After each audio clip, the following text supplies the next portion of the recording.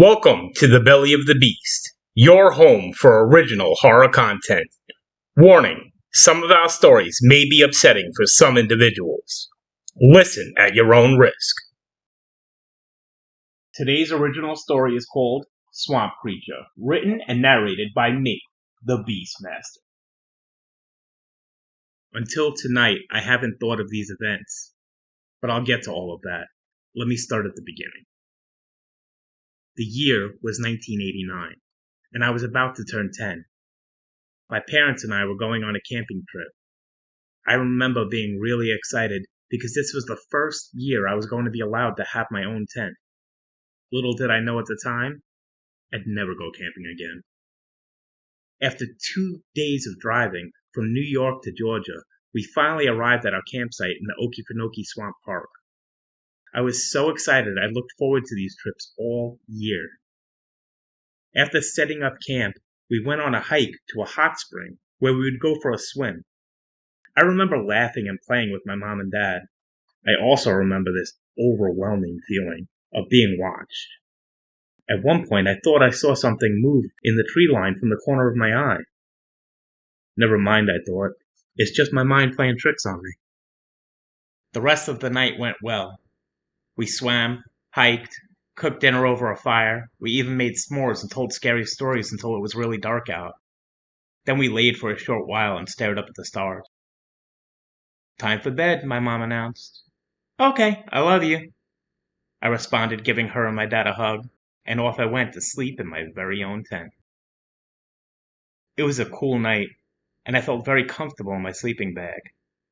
But all the thoughts of what we would do the next day kept spinning in my head, keeping me awake. Suddenly, I felt something slither underneath me, and I was about to hop up, but then something bit the back of my neck. After the bite, I couldn't move. It was even hard to breathe. A snake, I thought, but that thought did not last long as I noticed the tent being unzipped. My mom and dad must be checking on me. Oh, thank God. That's when I saw its face for the first time, wrinkled and old like an 80-year-old lady, with a long nose and a wart on it like a witch. Almost no hair on the top of its head. But her teeth. Oh God, the teeth. I wanted to scream. No matter how hard I tried, no sound could leave my mouth. The creature crawled further into my tent, naked with cold gray skin and patches of long hair everywhere. Long sharp nails that resembled talons more than nails. The creature crawling its way on top of me, making it harder to breathe. Now face to face with this thing, whatever it was, I was staring directly into its eyes. Its deep, black, soulless eyes. The creature smiled its wicked smile and slid its talons down the side of my cheek. In my head I was screaming, crying for help, but no words came out.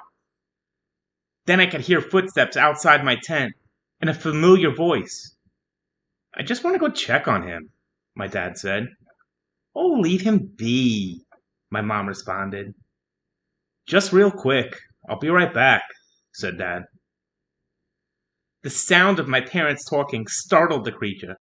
Its head quickly spun in the direction of the voices, and it swiftly squirmed out of the tent. I couldn't tell you what happened next. Maybe I passed out from fear. Maybe it was all just a dream the whole time. I never told my parents what happened that night. I couldn't tell you why. But every time my parents talked about going on another camping trip after that, I would make excuses not to go. I didn't want to go. The truth is, I was too afraid. For years, the event of that night haunted me. It wasn't until my 20s that I heard about sleep paralysis. So that's what I told myself it was. It had to be, right? That is until tonight, when I looked outside my bedroom window. For the first time in over 30 years, I saw it. I saw that face across the street from my house, staring up at me with its wicked smile. I'm writing all of this down because I want my family to know what happened to me. I'm not crazy. It's back! It found me! Oh God, it's at my window! It's staring at me! I hope you enjoyed today's story. Please like and subscribe as it will help us to continue to provide you with great content. Until next time, stay safe and avoid becoming one of the stories from the belly of the beast.